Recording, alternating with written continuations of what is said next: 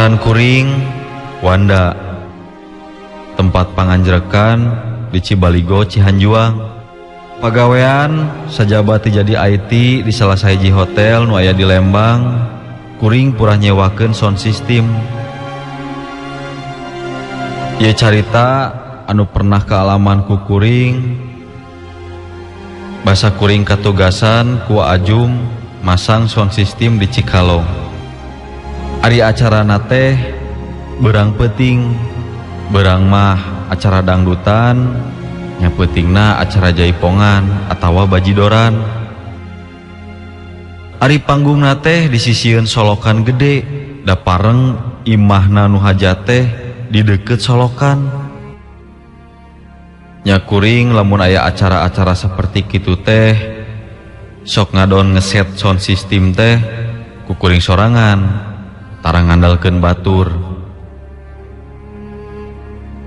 Pasu subuh kuring geus tepi ka tempat nu hajat. Nya dibantuan ku nu aya di nu hajat, kuring masangkeun box sapeker. Merenah-merenahkeun supaya pas.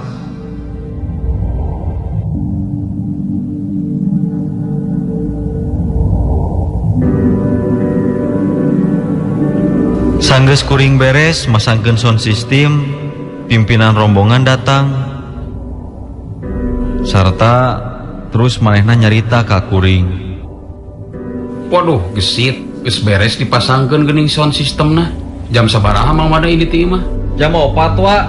Ari beurang teuing teh bisi kapegat macet di jalana.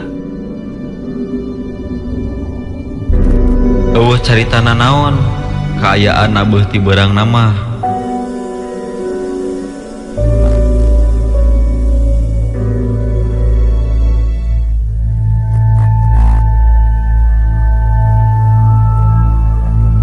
Kacaritakeun peuting harita kuring geus beres masang-masangkeun mik jaipongan. Nya sakumaha biasa kuring diuk nying hareupan mixer jadi operator. Kira-kira jam 8 peuting acara jaipongan teh dimimitian.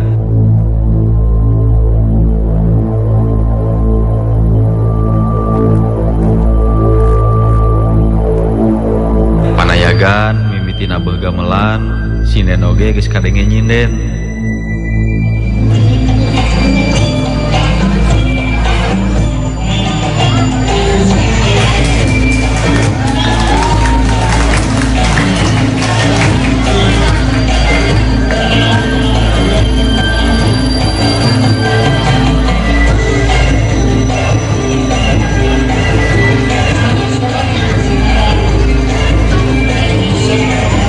Lamun geus dermah, kuring geus tara ngoprek deui mixer. Kuring diuk bari milu lalajo jaipongan. Ari barang mimiti dermah lancar, sound system oge normal. Panayagan jeung sinden teu loba pamenta ka kuring atawa komplain karena urusan mik.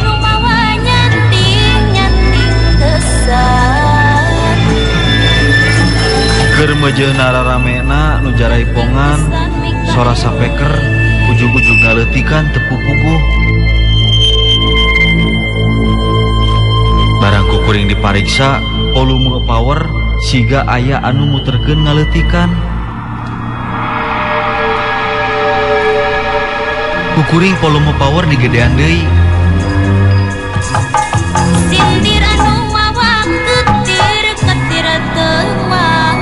Selang sababaraha menit ujug kadenge ngaleutikan deui, nepikeun ka aya 3 kalina.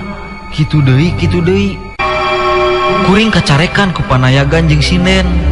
Da samarukna sound system teh ngadon diheureuikeun ku kuring.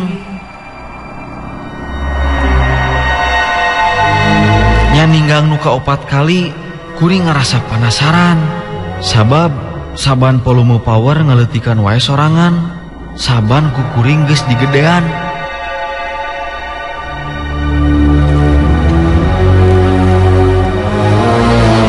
Geus volume power kukuring digedean deui, ti harita kukuring volume power ditinggali terus hayang apal nakunaon atuh sok ngaleutikan teu pupuguh. Penasaran sia ditinggalikeun ku kuring. Kunaon polume teh ngaleutikan wae teu pupuguh. Jelas ayeuna mah katingali ku kuring sing horeng. Polume teh aya anu nyoo, aya anu ngaheurikeun. Katempona ku kuring sing horeng di handapun pangdiukan kuring teh aya budak leutik hideung anu ngadonnya nyoo sound system. Jelas lain jelema, tapi sigana wae eta teh budak hideung atawa tuyul. Eta awakna budak nu katempo ku kuring teh sagede orok, kulita teh hideung lestreng. Nu jadi anehna ke kuring deh, maksud kuring hayang nepak eta budak hideung teh nah teu bisa katepak ku leungeun. Malah leungeun kuring teh ngeplos siga nepak angin.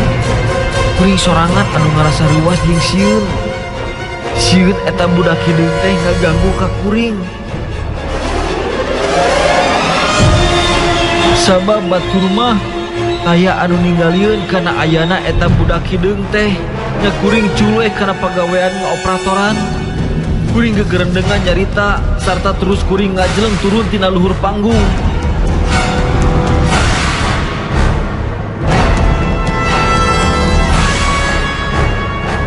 Parang harita kuring dipernahkeun ngeset sound system teh di juru panggung.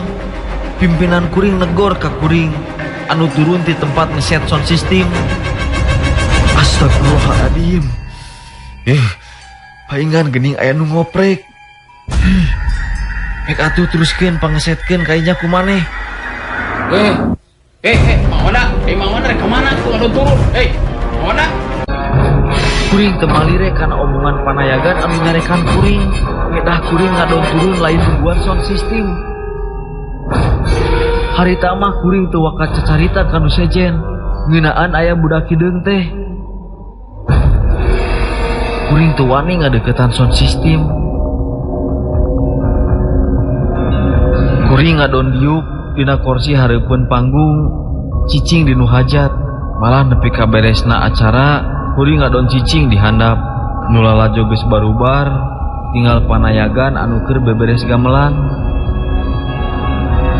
Kuring can wani beresan sound system, sabab katingali keneh ku kuring eta budak hideung teh aya keneh can ingkah. Keur kitu katingali eta budak hideung teh ningali ka kuring. Eta budak hideung teh nyampeurkeun ka kuring. Kuring minta tulung ke pimpinan rombongan. Kuring nyarita jadi teu bentes bari nunjuk ka eta budak hideung anu nyampeurkeun ka kuring. Tulung wa itu aya budak hideung. Budak hideung naon ari Belanda ketinggalian meureun. Kuring bari meungpeunan beungeut minta tulung supaya teu diganggu ku eta budak hideung. Ya akhirna kuring pada ngariung ku jalma anu araya keneh di dinya. Malah sabagian mah aya nu nyangka kuring teh kasurupan kusabab kabeh jalma nu aya di dinya teh teu bisa ningali budak hideung anu dituduhkeun ku kuring. Jaka beneran di dinya aya kokolot anu bisa. Kuring diubaran dititang nginum cai sarta kuring disebeungetan ku eta kokolot. Sanggeus kuring diubaran ku eta kolot, terus manehna nyinglarkeun budak hideung anu katingali ku kuring jeung ku eta kolot. Sanggeus kitu mah katinggalina ku kuring eta budak hideung teh lumpat bari seseurian ninggalkeun eta tempat sarta teu katingali deui ku kuring. Sanggeus kuring ngarasa teger deui, kakara kuring beberes alat-alat sound system dibantuan ku sabagian panayagan jeung kulawarga nu hajat anu masih keneh aya di dinya.